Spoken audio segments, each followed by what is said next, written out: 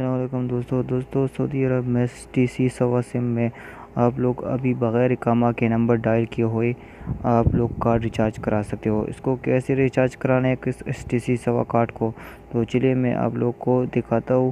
ایک میسیج مجھے آیا ہے جس میں لکھا ہے اسی طرح کہ یہ ایک میسیج ہے، اس میں لکھا ہے کہ آپ لوگ ابھی اقامہ کے نمبر کے بغیر کارڈ ریچارج کرا سکتے ہو۔ اور کیسے ریچارج کرنا ہے، *155* اور پھر کارڈ ریچارج کا نمبر اور پھر # ڈائل کرنا ہے، تو آپ لوگ کا کارڈ ریچارج ہو جائے گا بغیر اقامہ نمبر کے۔